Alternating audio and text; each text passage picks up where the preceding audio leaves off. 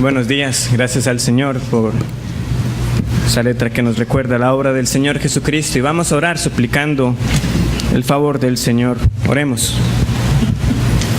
Padre, te damos gracias por la oportunidad que nos das esta mañana de escuchar tu palabra, de que tú nos hayas congregado aquí para que por medio de ella tú nos reveles tu voluntad, nos muestres nuestra condición y nos lleves una vez más a la obra del Señor Jesucristo, aquel que tú has señalado como el único camino para llegar a ti.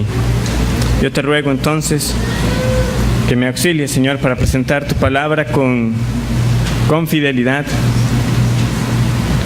según lo que tú nos has dejado en el libro de Oseas, y que quienes escuchen, Señor, también les sean abiertos los sentidos espirituales para estar atentos. Hay muchos, Señor, que esta mañana no pueden estar por diversas circunstancias. Yo también quiero aprovechar para orar, Señor, por nuestros hermanos Marco y Angie, Señor, para que también les auxilies en este momento, Señor, en que también se están realizando unos exámenes. Que todo esté bien, Señor, con el embarazo de nuestra hermana Angie. Lo pedimos, Señor, para la gloria de tu nombre, para la gloria de Cristo y en el nombre de Él. Amén. Amén. Pueden tomar asiento.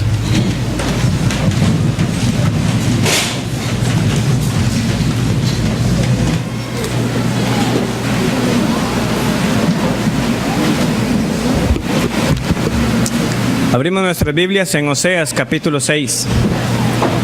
Oseas capítulo 6.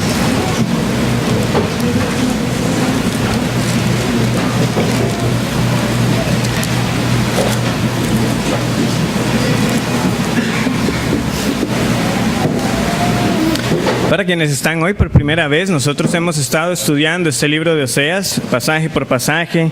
Hemos ido avanzando a lo largo de este libro, que se encuentra después de Daniel. Es el primero de los profetas conocidos como los profetas menores, por un asunto de extensión. Hoy nos corresponde estudiar este capítulo y el próximo domingo, si el Señor lo permite, estudiaremos parte del capítulo 7, hasta que ya luego retomemos nuevamente la serie el próximo año. Vamos a leer el capítulo 6 completo, aunque la exposición estará basada a partir del versículo 4. Oseas capítulo 6, y dice así la palabra del Señor. Venid y volvamos a Jehová, porque Él arrebató y nos curará, hirió y nos vendará, nos dará vida después de 2 días. En el tercer día nos resucitará y viviremos delante de Él. Y conoceremos y proseguiremos en conocer a Jehová. Como el alba está dispuesta a su salida, y vendrá a nosotros como la lluvia tardía y temprana a la tierra.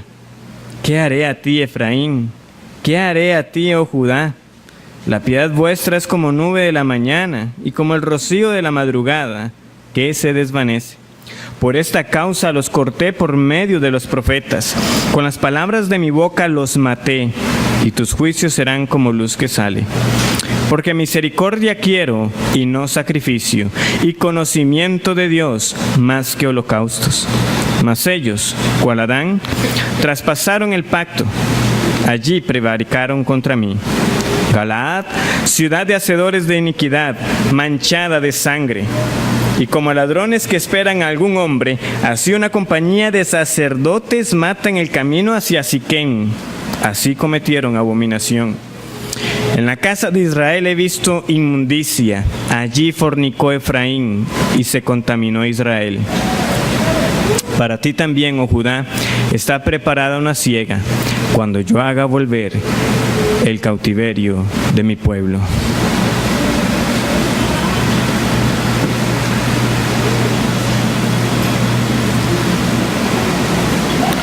Oseas, a partir del capítulo 5, y en particular del capítulo 5, versículo 8, anuncia una inminente invasión asiria, un imperio conocido como el Imperio Asirio. Ahora, esta invasión no se dio de un solo golpe, sino que primeramente los asirios tomaron gran parte de lo que quedaba del reino del norte y eventualmente ellos quedaron rodeados. Y posteriormente, ya aproximadamente en el año 720 a.C., finalmente todo el reino del norte caería y serían finalmente exiliados al imperio de Asiria. Ahora, Jehová les confirmaba por parte del profeta Oseas que esto venía de él. Y tanto al reino del norte como al reino del sur, es decir, el reino de Judá, el Señor les dijo, esto viene de mi parte, es determinación divina, nadie los va a poder librar. Y en el caso particular de Efraín, el reino del norte, los mismos asirios a los que ellos acudieron en el pasado serían los que se los llevarían cautivos.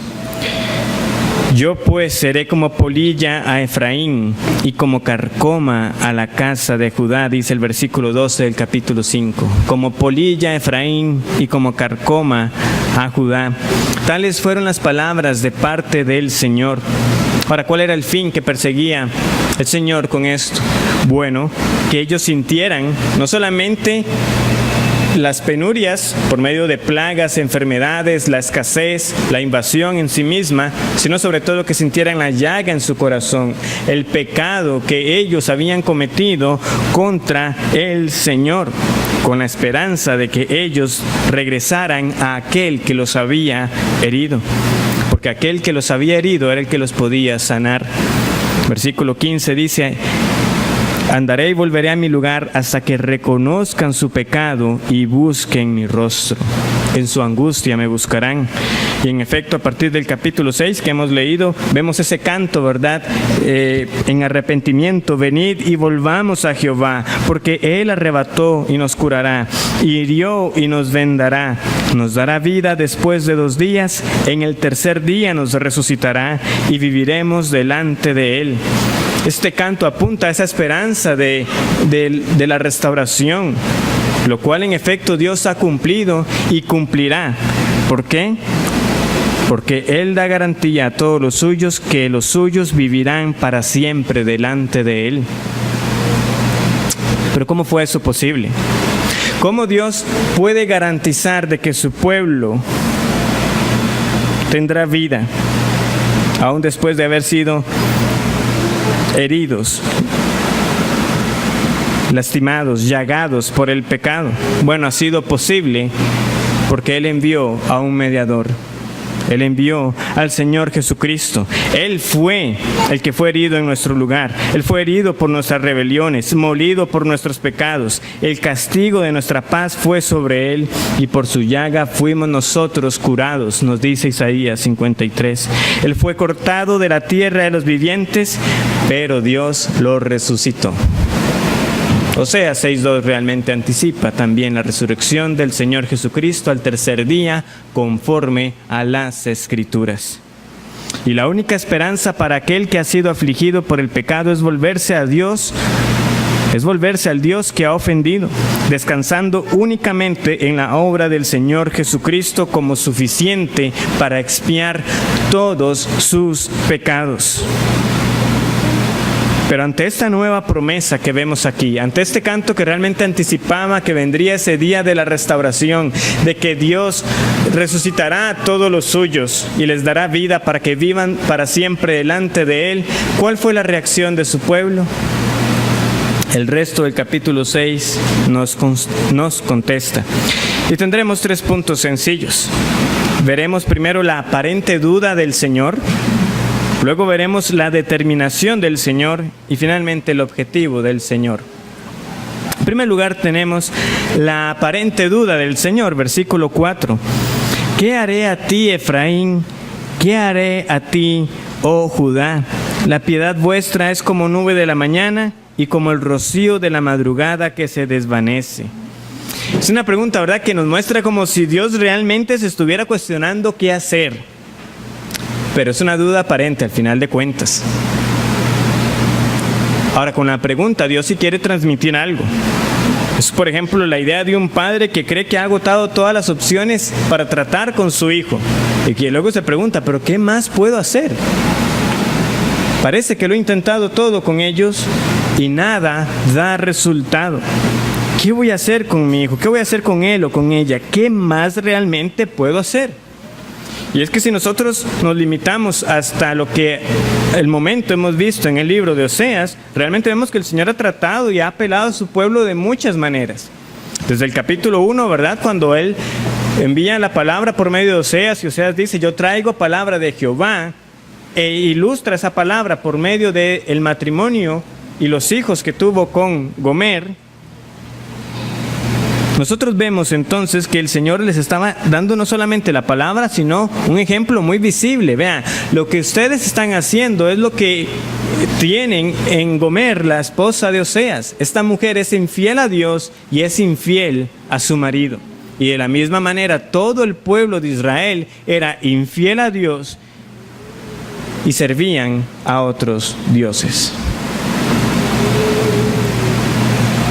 También les dijo con mucha claridad el Señor que incluso cuando tuvieron abundancia, porque no todo el tiempo el Señor los tuvo así en estrechez, en escasez, realmente el reino del norte tuvo épocas en que había abundancia. Pero ¿qué hicieron ellos cuando el Señor les dio de todas las cosas? Dijeron, esto lo tenemos gracias a los Baales. Capítulo 2. Contended con vuestra madre, contended, porque versículo 2, perdón. Capítulo 2, versículo 2, contended con vuestra madre, contended, porque ella no es mi mujer ni yo su marido. Aparte pues sus fornicaciones de su rostro y sus adulterios de entre sus pechos. No sea que yo la despoje y la desnude y la ponga como el día en que nació, la haga como un desierto, la deje como tierra seca y la mate de sed. Versículo 5, porque su madre se prostituyó, la que los dio a luz se deshonró, porque dijo, iré tras mis amantes que me dan mi pan y mi agua, mi lana y mi lino, mi aceite y mi bebida. Según el pueblo, esto lo tenían gracias a los Baales. El versículo 8, una vez más, y ella no reconoció, ¿y quién es ella? Es una forma de decir todo el pueblo, y ella no reconoció que yo le daba el trigo, el vino y el aceite, y que le multipliqué la plata y el oro que ofrecían a Baal. Entonces, el Señor les da palabra, el Señor les dio un tiempo de abundancia, ¿y qué hacían? Se iban a los dioses. El Señor entonces les habla también con términos muy claros. Ustedes van a caer, yo los voy a quitar para siempre. El capítulo 2, en ese mismo juicio donde el Señor está diciendo que todo esto que les dio, ellos no lo reconocieron. Vean lo que el Señor luego les dice en el versículo 13. Y la castigaré por los días que incensaba a los Baales y se adornaba de sus arcillos y de sus joyeles y se iba tras sus amantes y se olvidaba de mí, dice Jehová. Pero he aquí que yo la traeré y la llevaré al desierto y hablaré a su corazón. Versículo 19. Y te desposaré conmigo para siempre, te desposaré conmigo en justicia, juicio, benignidad y misericordia.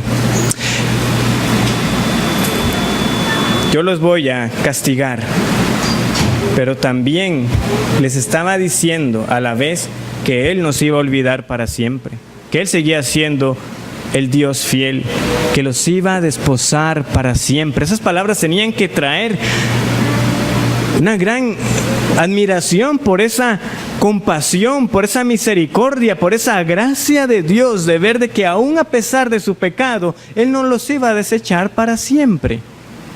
¿Y qué hizo el pueblo con tales promesas? ¿Qué hizo el pueblo viendo que Dios se ponía para ellos como un marido que nunca los iba a abandonar? Siguieron pecando. El Señor entonces les habla otra vez y con términos más claros. Capítulo 4, versículo 1. Oíd palabra de Jehová, hijos de Israel, porque Jehová contiende con los moradores de la tierra. Porque no hay verdad, ni misericordia, ni conocimiento de Dios en la tierra. Capítulo 5, versículo 1. Sacerdotes, oíd esto y estad atentos. Casa de Israel y casa del rey, escuchad, porque para vosotros es el juicio. Les estoy hablando, les estoy diciendo que viene un día terrible. ¿Y qué hizo el pueblo? Seguía pecando, seguía adorando a los dioses falsos. Como les decía en el capítulo 5, cuando ya el Señor les dice, ya viene Asiria, aún ellos buscaron apoyarse en Asiria para ver si podían ser libertados. Y aún ese castigo de esa invasión a Siria también fue un castigo muy misericordioso, como estuvimos viendo. ¿Por qué? Porque de nuevo no cayó de inmediato. Había aún oportunidad para el arrepentimiento, para que de aquellos que aún estaban ahí entendieran que el Señor les estaba dando chance aún de buscarle, de regresar a Él. Cuán terrible realmente iba a ser esa caída, porque yo seré como león a Efraín y como cachorro de león a la casa de Judá. Yo arrebataré y miré, tomaré y no habrá quien liberte. Todo esto estaba haciendo el Señor. Entonces podemos entender una vez más la pregunta: ¿qué haré con vosotros? ¿Qué voy a hacer con usted, Judá? ¿Qué voy a hacer con usted, Efraín? Todo eso se los estoy diciendo para que vuelvan a mí. Les estoy diciendo que si me buscan, me van a encontrar. Pero sepan que vendrá un día en que me buscarán y no me hallarán. Pero el pueblo seguía pecando. La piedad vuestra es como nube de la mañana y como el rocío de la madrugada que se desvanece. No, el Señor los conocía. El Señor sabía realmente qué había en ellos. Por eso les digo que es una aparente duda del Señor. Es una pregunta retórica al final de cuentas. ¿Qué va a hacer el Señor? Él sabe lo que va a hacer. No es que la infidelidad y el pecado del reino del norte y del sur estaban más allá de la capacidad del Señor. No, el Señor siempre está en control. El Señor es sabio y el Señor conoce todas las cosas y conoce lo que hay en el corazón de los hombres. Ciertamente Él sabe qué iba a hacer, pero esta pregunta una vez más era para que estos hombres consideraran una vez más qué estaban haciendo con todo lo que el Señor les había anunciado una y otra vez. Y eso se los demuestra al decirles esto: la piedad vuestra es como nube de la mañana. Yo los conozco bien. Toda su religión, todos sus ritos, todo eso es vano, todo eso es sin duración de parte de ustedes. Es una mera fachada. Esta palabra que tenemos traducida ahí como piedad es la misma palabra que tenemos traducida como misericordia en el versículo 6. Y también es otra palabra que ya hemos visto en otras ocasiones. Es la palabra Hesed o la Kesed, que usualmente con quién lo vemos nosotros utilizado: con el Señor, con Jehová, con Dios, con ese amor fiel, con ese amor permanente del Señor. Pero vemos aquí el gran contraste. Cuando hablamos de esa misericordia del Señor en este sentido, de esa palabra que es fiel, que es permanente, que está siempre en relación al pacto, el del Señor es duradero, es eterno. El del pueblo se desvanece. Su misericordia no es como mi misericordia.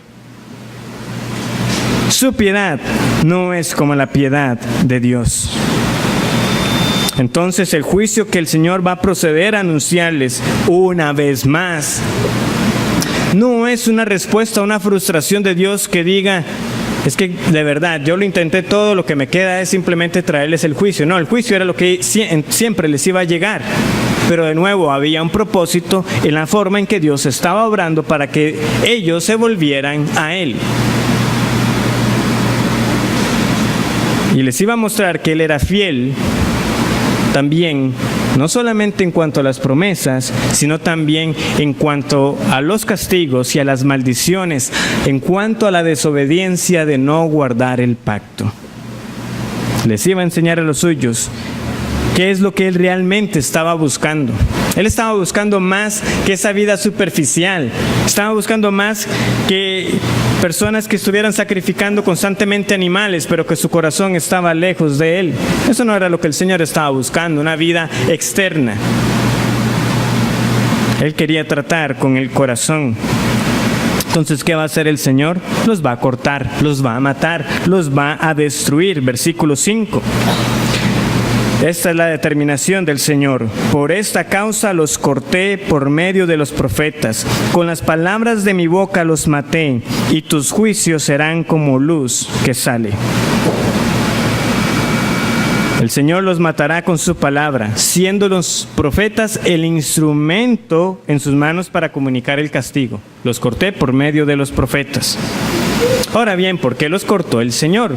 Yo sé que les he mencionado a grandes rasgos que este pueblo estaba dado a la idolatría, al pecado. Pero el versículo 7 nos da, ¿verdad?, una razón aún más clara en cuanto a esa relación que Dios buscaba tener con su pueblo. Mas ellos, cual Adán, traspasaron el pacto, allí prevaricaron contra mí. O sea, ¿qué era lo que estaba buscando el Señor? Él estaba buscando la misericordia y el conocimiento de Él. No esos holocaustos y sacrificios vanos que Él no aceptaba. Pero ¿qué hicieron ellos en su lugar? Traspasaron el pacto. Lo traspasaron. Ahora, ¿cuál pacto traspasaron? ¿Y qué es lo que nos está diciendo este versículo 7? En parte estoy agradecido de que Eric no profundizó en el versículo. ¿De qué se refiere este pasaje? Bueno, realmente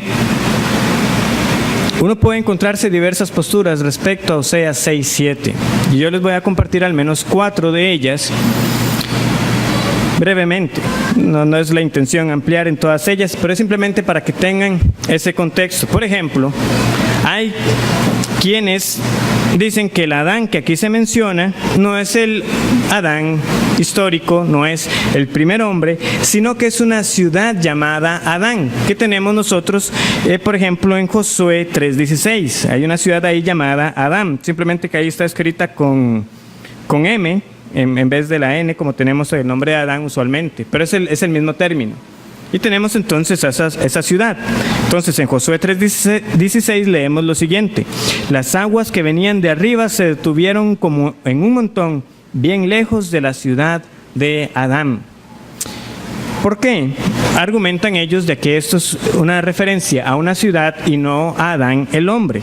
Porque dice el versículo, allí prevaricaron. Ve, hay una referencia a un lugar. Y si usted ve el versículo 8 y 9, eso tiene un paralelo con Galaad y con Siquem, que también son ciudades. Entonces, prevaricaron en Adán, en Galaad mancharon de sangre y en Siquem robaron. Entonces dicen, está esa secuencia. Muy bien. Entonces hay algunos que lo ven de esa manera. Una segunda opción es que hay algunos que entienden que el término Adán no se refiere, una vez más, ni a Adán histórico, pero que tampoco se refiere a la ciudad llamada Adán, sino que toman el término en alusión a la tierra o al polvo de la tierra. Recordemos que Adán fue tomado o formado del polvo de la tierra, y también el término hebreo es prácticamente muy similar a la escritura que tenemos aquí, y que por lo tanto el sentido del pasaje es que el pueblo menospreció el pacto de Dios pisoteándolo, como caminando por encima de él, y que entonces por ese sentido de tierra que está ahí, le caminaron encima.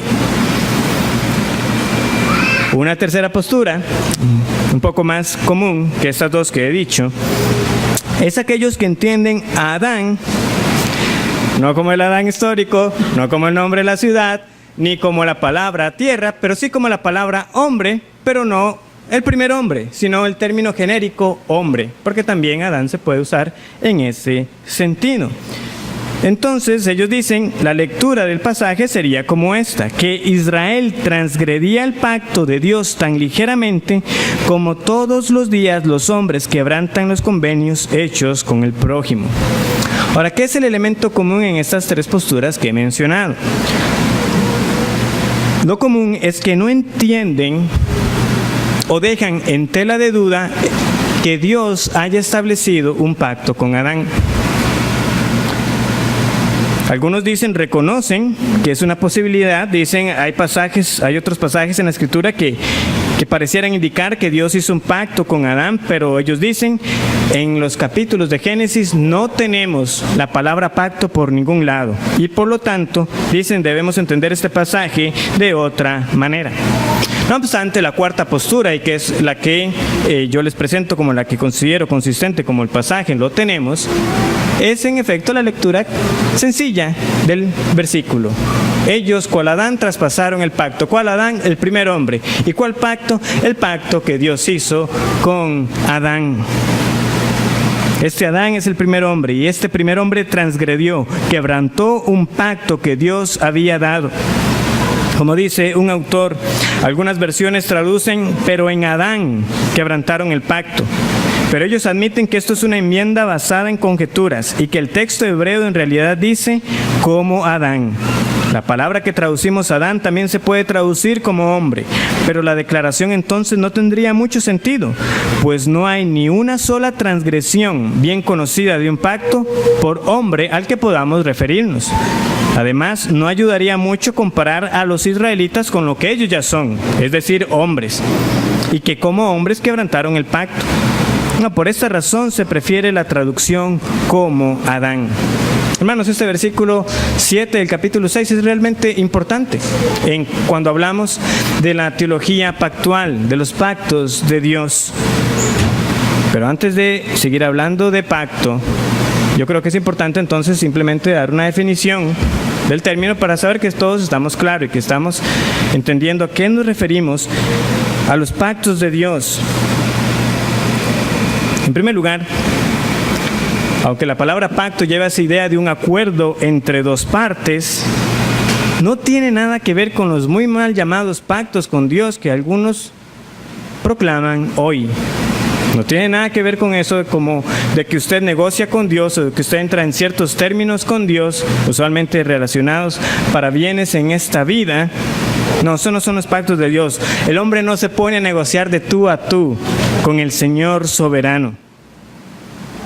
Aunque el pacto incluye en su definición hablar de un acuerdo entre dos partes, es claro que en los pactos bíblicos no hablamos de partes iguales que negocian, sino que hablamos de cómo Dios trata con los hombres y que siendo Él soberano, Él simplemente comunica el arreglo, Él comunica las disposiciones bajo las cuales el hombre será bendecido o receptor de la promesa que esté contenida en el pacto. Cito una definición más formal. Un pacto es un acuerdo legal, inalterable y divinamente impuesto entre Dios y el hombre que estipula las condiciones de sus relaciones. ¿Estableció entonces Dios un pacto con Adán? Sí. ¿Cómo lo sabemos? Porque Oseas 6:7 así lo dice. Porque ellos, como Adán, traspasaron el pacto. Dios hizo un pacto con Adán. Y es así también como lo vemos en el Nuevo Testamento. Vamos a buscar Romanos capítulo 5.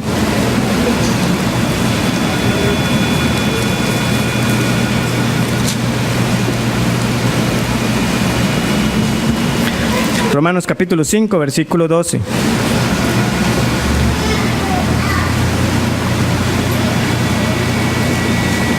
Leemos la palabra del Señor. Por tanto, como el pecado entró en el mundo por un hombre, y por el pecado la muerte, así la muerte pasó a todos los hombres, por cuanto todos pecaron. Pues antes de la ley había pecado en el mundo, pero donde no hay ley no se inculpa de pecado.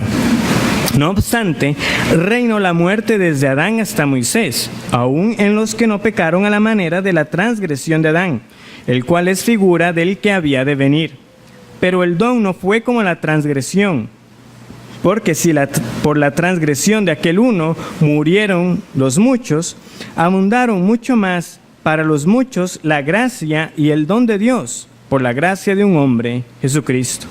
Y con el don no sucede como en el caso de aquel uno que pecó, porque ciertamente el juicio vino a causa de un solo pecado para condenación, pero el don vino a causa de muchas transgresiones para justificación.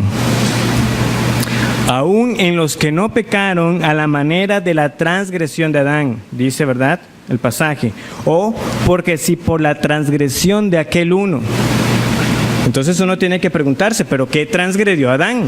Algo tuvo que haber quebrantado para que Pablo aquí nos diga que hay una transgresión de Adán que en particular se destaca. Claramente, para poder hablar de transgredir, tuvo que haber habido un mandato, una estipulación que se comunicó. Ahora, cuando leemos este pasaje, queda claro que fue simplemente más que quebrantar un mandamiento lo que ocurrió cuando Adán transgredió esa estipulación que Dios le había dado, porque ese pecado de Adán afectó a Adán y al resto de la humanidad.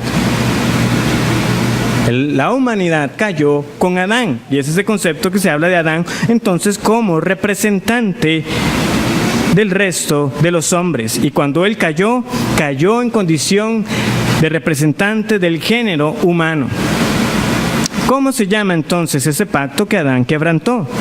Bueno, tanto bautistas como presbiterianos confesionales, así como autores de teologías sistemáticas afines a las verdades de la Reforma, lo conocen como el pacto de obras, que también por la mañana se los mencionaba. Por ejemplo, dice la Confesión de Fe de Westminster en su capítulo 7, el primer pacto hecho con el hombre fue un pacto de obras en el que se prometía la vida a Adán y en este a su posteridad bajo la condición de una obediencia personal perfecta. ¿Qué dice la Confesión Bautista de Fe de Londres de 1689? Que aunque ese capítulo 7 en su redacción es bastante distinta a la de Westminster, con todo también deja ver que se entendía que Dios había hecho un pacto con Adán. Dice al final la Confesión en su capítulo 7, siendo el hombre ahora totalmente incapaz de ser aceptado por Dios bajo aquellas condiciones en las que estuvo Adán en su estado de inocencia. No leemos pacto de obras, pero esas condiciones es lo mismo. Esos son los términos. Ahí se está señalando al pacto de obras. ¿Y cuál es el respaldo bíblico? Sobre todo, cuando hablamos de que Dios en efecto dio un mandamiento a Adán que no tenía que quebrantar. Génesis capítulo 2, versículos 15 al 17. Génesis 2, 15 al 17.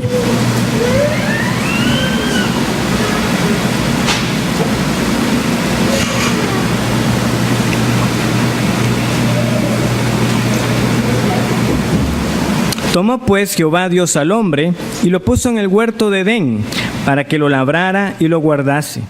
Y mandó Jehová Dios al hombre diciendo, de todo árbol del huerto podrás comer, mas del árbol de la ciencia del bien y del mal no comerás, porque el día que de él comieres, ciertamente morirás.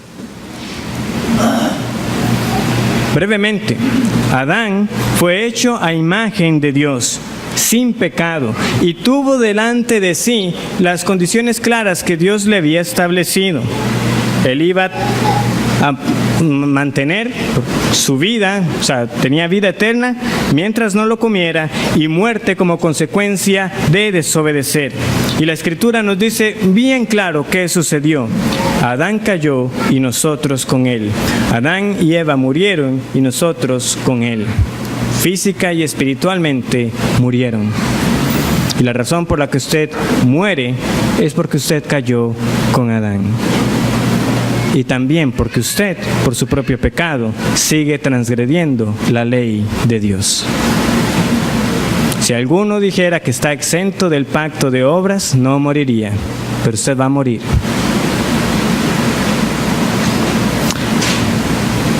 En resumen, volviendo a Oseas capítulo 6, nos dice que entonces, así como Adán transgredió el pacto de obras en Edén, Israel, tanto Efraín como Judá, quebrantó el pacto que les fue dado en Sinaí. Porque ese es el pacto al que aquí se refiere. Y así es como es descrito en Éxodo 19, el hecho que Dios les diera la ley. Ahora pues, si diereis oído a mi voz y guardareis mi pacto, vosotros seréis mi especial tesoro sobre todos los pueblos, porque mía es toda la tierra. Una vez más vemos todo lo que corresponde con un pacto, vemos las condiciones, vemos una promesa y también hay consecuencias, que de hecho son todas las que hemos estado estudiando en Oseas. Dios dio en Deuteronomio 28 una descripción detallada de todas las maldiciones y consecuencias de no guardar su ley. El pueblo violó el pacto. Y como si no fuera suficiente con todo el pecado que hemos leído hasta ahora, una vez más el profeta ahora empieza a citarnos otros ejemplos más de cómo ellos han quebrantado el pacto de Dios. Versículo 8. Galaad, ciudad de hacedores de iniquidad, manchada de sangre. Y como ladrones que esperan a algún hombre, así una compañía de sacerdotes mata en el camino hacia Siquem Así cometieron abominación. En la casa de Israel he visto inmundicia. Allí fornicó Efraín y se contaminó Israel. Más ciudades, como les digo, esta era la condición de este pueblo. Usted tomaba una ciudad y usted iba a encontrar ejemplos de pecado. Otra ciudad y más ejemplos de pecado. Como hemos visto, no se destacan ciudades en particular a lo largo de Oseas. Donde quiera que usted pusiera su mirada, idolatría, fornicación, muerte y toda otra forma de quebrantamiento de la ley de Dios. En el caso de Galaad, se destaca aquí una ciudad de hacedores de iniquidad. Pero eso perfectamente podía describir a cualquier otra. Manchada de sangre. Ahora, pareciera que se menciona Galaad porque en uno de los tantos complots que hubo en el reino del norte, donde personas mataban al rey para ellos asumir el poder, se nos cuenta de que hubo una vez que los galaditas participaron en uno de esos complots. Leo para ustedes Segundo de Reyes 15:25, yo lo leo. Y conspiró contra él Peca, hijo de Remalías, capitán suyo, y lo hirió en Samaria, en el palacio de la casa real, en compañía de Argob y de Arie, y de 50 hombres de los hijos de los galaditas, y lo mató y reinó en su lugar. Entonces vemos que estos hombres realmente tenían en poco participar, no solamente de asesinatos, sino de asesinatos contra los que estaban puestos en autoridad. Luego se nos menciona Siquem. Se nos dice aquí que el pecado era igual como de asesinatos, pero al final nos dice abominación, es decir, toda otra forma de pecado. Y como ladrones que esperan a algún hombre, así una compañía de sacerdotes mata en el camino. Ahora, realmente nos está diciendo aquí el profeta Oseas que a ese grado habían llegado los sacerdotes, que ellos mismos estaban escondiendo en el camino para esperar a alguien y matarlo. Cuesta creerlo, pero es lo que nos está diciendo respecto a estos hombres. Es más, hay algunos que entienden que a los que esperaban para matar eran a aquellos que corrían hacia las ciudades de refugio.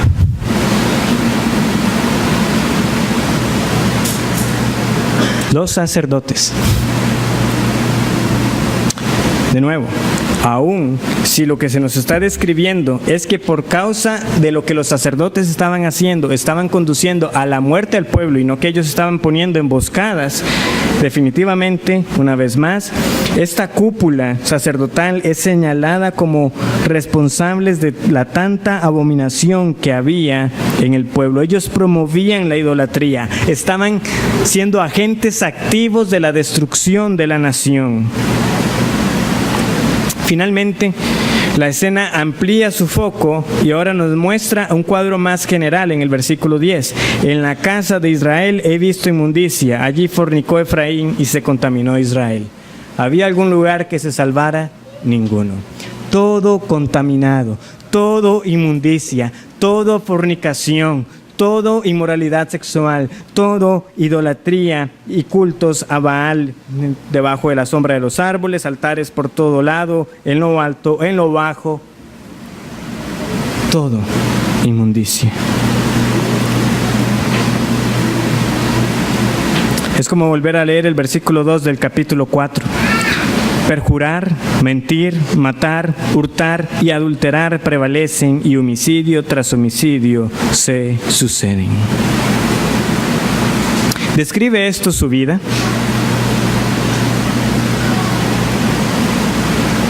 Y no me refiero solamente a estos aspectos últimos que he leído, sino a este cuadro general que nos está presentando Oseas. Que Dios le ha dado a usted abundancia y no ha reconocido a Dios como el dador de todo lo que usted tiene. Que Dios ha traído a su vida pruebas y aflicciones y usted no se ha vuelto a Dios reconociendo su pecado. No reconociendo que es Él quien gobierna. No reconociendo que el único que realmente le puede traer la paz en medio de cualquiera que fuera la aflicción es el Señor. Así que en escasez o en abundancia, con pruebas o sin pruebas,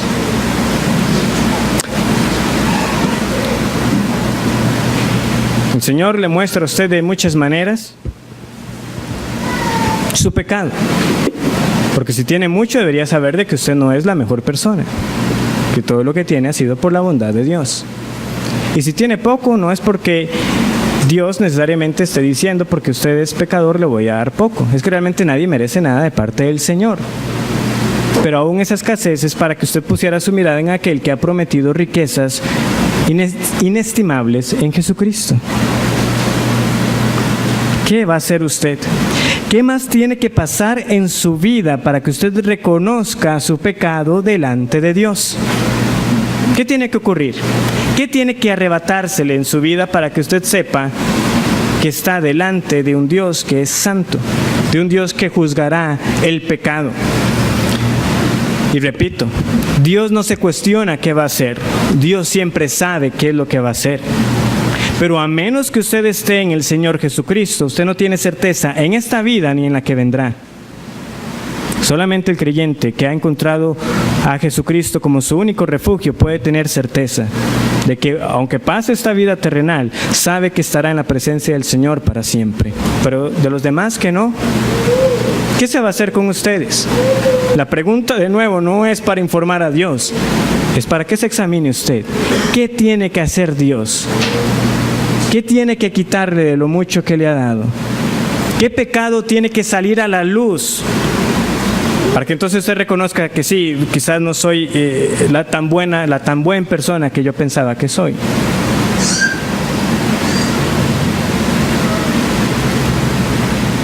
¿Qué haré a ti, Efraín? ¿Qué haré a ti, oh Judá? Su piedad, el Señor la conoce y no sirve para nada. Todas sus obras de justicia son como trapos de inmundicia delante del Señor. Porque misericordia quiero y no sacrificio, y conocimiento de Dios más que holocaustos. Eso es lo que el Señor busca. Ese es el objetivo del Señor. Eso es lo que Él persigue con estas amonestaciones y con estos juicios y con este castigo. Misericordia y conocimiento. Porque, entienda bien, no se trata de esa vida superficialmente religiosa.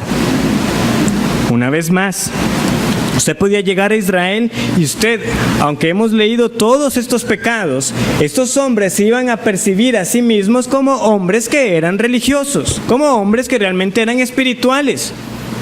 ¿Cómo que no? A Baal, a Astarot, a Jehová, a todos les rendimos su culto. Aquí les traemos los sacrificios, aquí sacrificamos los animales.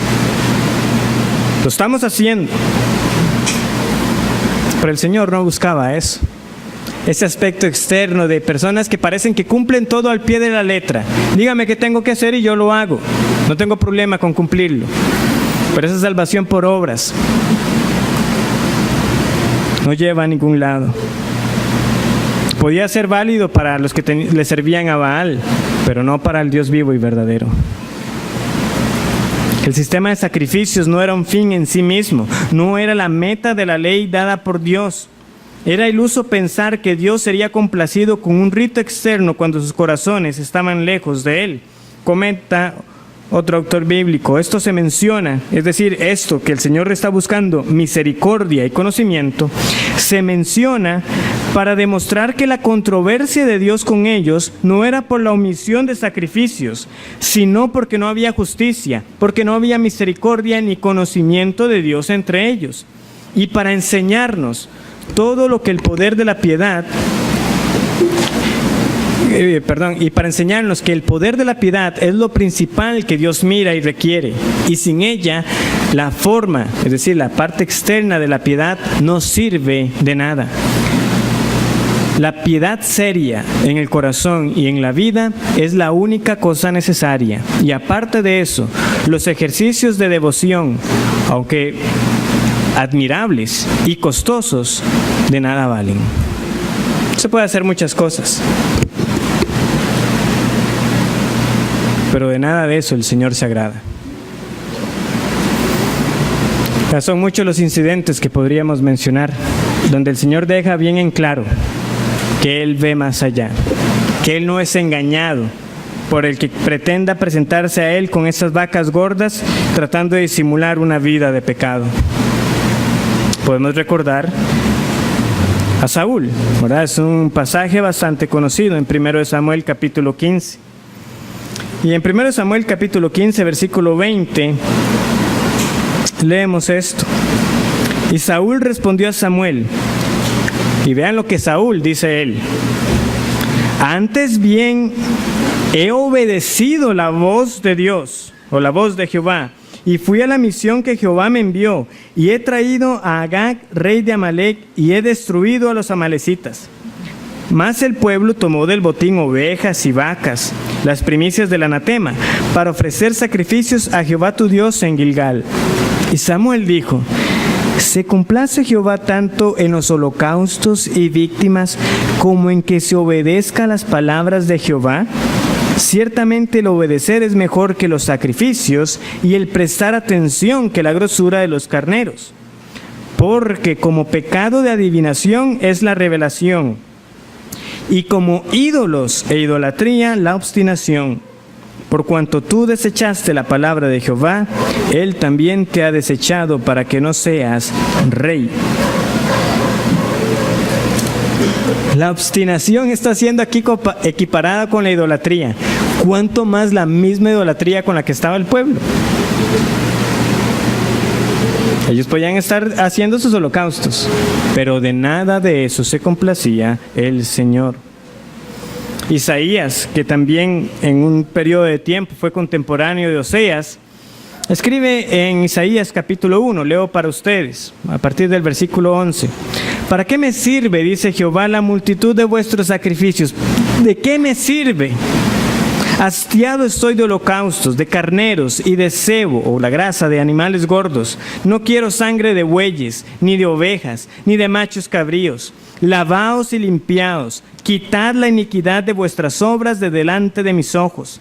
Dejad de hacer lo malo, aprended a hacer el bien, buscad el juicio, restituid al agraviado, haced justicia al huérfano, amparad a la viuda. O por medio de Miqueas, capítulo 6, versículos 6 al 8. ¿Con qué me presentaré ante Jehová y adoraré al Dios Altísimo? ¿Me presentaré ante Él con holocaustos, con becerros de un año? ¿Se agradará Jehová de millares de carneros o de 10,000 arroyos de aceite? ¿Daré mi primogénito por mi rebelión, el fruto de mis entrañas por el pecado de mi alma? Oh hombre, Él te ha declarado lo que es bueno, ¿y qué pide Jehová de ti? Solamente hacer justicia y amar misericordia y humillarte ante tu Dios. Muchos más pasajes hay. He citado textos familiares. Es necesario que los tengamos presentes. Definitivamente, el propósito de la ley iba más allá del ritualismo. Iba más allá de las fiestas y sacrificios hechos sin considerar al Dios al que eran ofrecidos.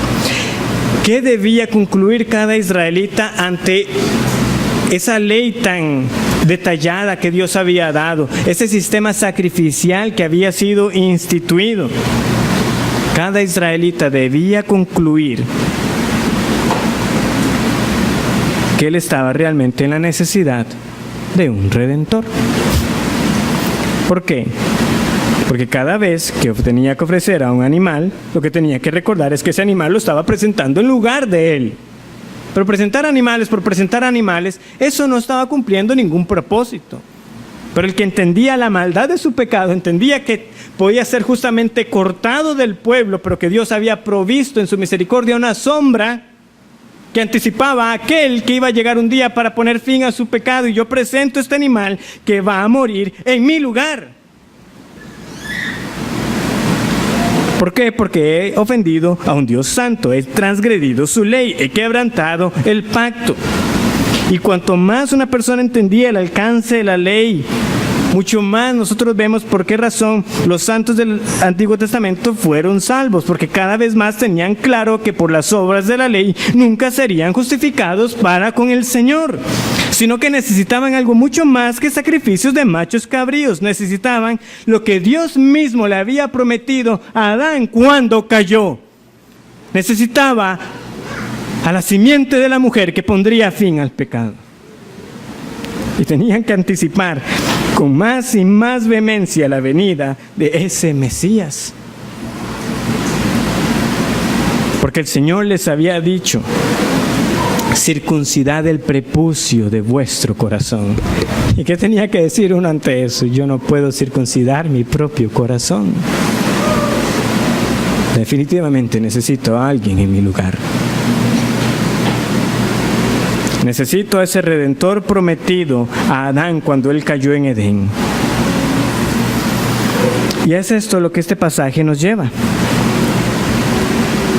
Que hay esperanza, sí, para este pueblo, pero una vez más, no vendría para ellos bajo este pacto que habían quebrantado, porque ya estaba más que demostrado que lo habían quebrantado y que por las obras de la ley nunca serían salvos. Dice el versículo 11 de Oseas 6:11. Para ti también, oh Judá, está preparada una siega, cuando yo haga volver el cautiverio de mi pueblo. Hay esperanza una vez más. Les tengo preparada una siega, les tengo preparada una cosecha. El cautiverio no será para siempre, la separación no será para siempre. Yo voy a reunir a mi pueblo, como les decía desde el capítulo 1, y se congregarán los hijos de Judá y de Israel, y nombrarán un solo jefe, y subirán de la tierra, porque el día de Jezreel será grande. Vendría ese día grande en el que el Señor reuniría a todo su pueblo, no solamente a los de Efraín, no solamente a los de Judá, a todo su pueblo, a los de toda nación, bajo un solo rey, el Señor Jesucristo. Vendría ese día. Pero ¿cómo sería posible una vez más si todos ellos ya habían demostrado que constantemente habían quebrantado este pacto? La respuesta la tenemos no en el pacto de obras, la tenemos en el cumplimiento de Dios de otro pacto que también había establecido. Un pacto que vino a cumplir el Señor Jesucristo.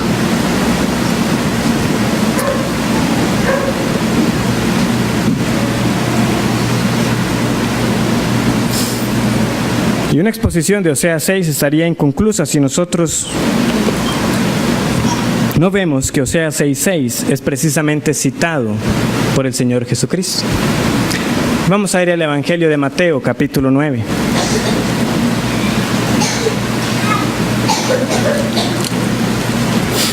El pasaje es citado en dos ocasiones, en Mateo capítulo 9 y también en Mateo capítulo 12, en los primeros 8 versículos.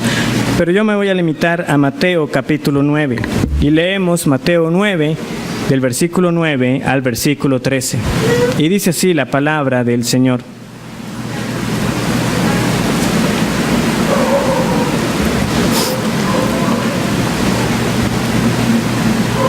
Pasando Jesús de allí, vio a un hombre llamado Mateo, que estaba sentado al banco de los tributos públicos, y le dijo: sígueme. Y se levantó y le siguió. Y aconteció que estando él sentado a la mesa en la casa, he aquí que muchos publicanos y pecadores que habían venido se sentaron juntamente a la mesa con Jesús y sus discípulos. Cuando vieron esto, los fariseos dijeron a los discípulos: ¿por qué come vuestro maestro con los publicanos y pecadores? Al oír esto, Jesús les dijo: los sanos no tienen necesidad de médico, sino los enfermos. Id pues y aprended lo que significa: misericordia quiero y no sacrificio, porque no he venido a llamar a justos, sino a pecadores al arrepentimiento. El Señor Jesús no solamente refuerza el sentido de las palabras en Oseas 6:6 al denunciar a los fariseos que aunque ellos no estaban viviendo en las mismas condiciones que aquel reino del norte cuando fueron pronunciadas estas palabras, de la misma manera ellos habían caído presos de esa religión externa que realmente no trataba con el corazón, que realmente no se preocupaba por la misericordia y por la justicia, que realmente no se preocupaba por el prójimo. Colaban el comino, pero dejaban pasar el camello.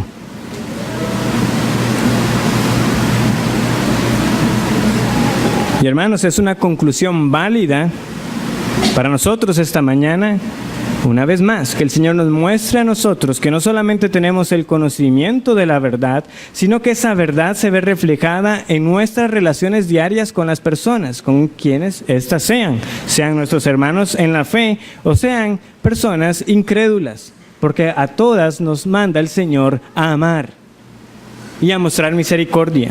¿Por qué? Porque hemos conocido la misericordia de Dios en Cristo Jesús.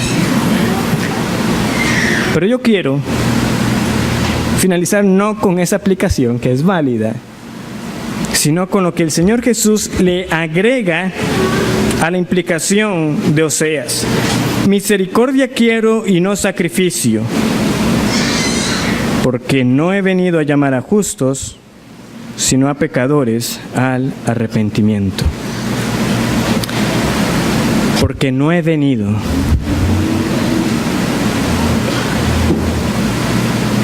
Aparte de la venida del Hijo del Hombre y de acudir a Él en arrepentimiento, todo lo que nosotros podemos hacer son obras muertas. Es ser condenados por quebrantar la ley de Dios. Son esfuerzos religiones vanos, carentes de valor eterno. Pero como les decía, la caída de Adán no tomó por sorpresa al Señor. Ya desde antes de la fundación del mundo, en la Trinidad se había concertado otro pacto, el pacto de la redención. Y el Señor Jesucristo vino a cumplirlo. Y cuando Él cita a Oseas, estamos viendo aquí el cumplimiento de la promesa del Señor. He venido. El Señor Jesucristo vino. Hermanos, en el pacto de obras no había gracia, pero cuando vino Jesucristo, con Él vino gracia sobre gracia.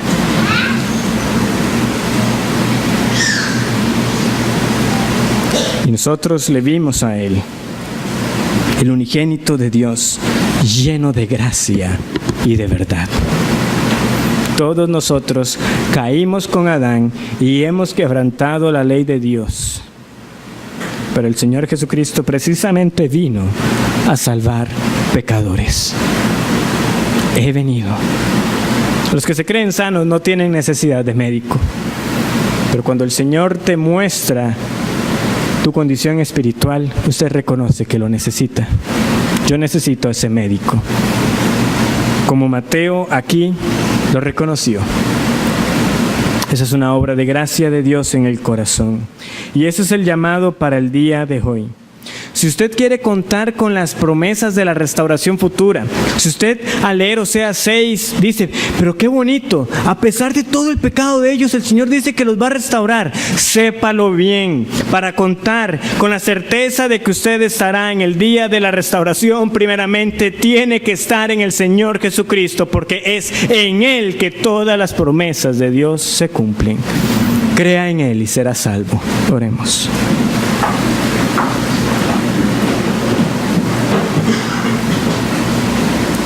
Gracias te damos, Señor, por tu palabra. Nos quedamos una vez más admirados de la dureza de nuestro corazón, de que así como este pueblo escuchaba ocasión tras ocasión mensajes de aliento y esperanza, mensajes también de juicio y condenación, la terquedad y la obstinación imperan a menos de que tú nos quebrantes con el poder de tu palabra y que el Espíritu Santo enternezca nuestros corazones. Gracias una vez más por recordarnos la obra del Señor, que Él vino. Aquella promesa hecha a Adán y a Eva el día que cayeron, en aquel evento tan trágico, cuando el pecado entró al mundo, tú demostraste tu soberanía, tu dominio absoluto y tu plan para traer la mayor gloria a tu nombre. Vendría el día que llegaría la simiente de la mujer a destruir al diablo, al pecado y a la muerte, y así fue. Gracias te damos, Señor, por la obra de Jesucristo,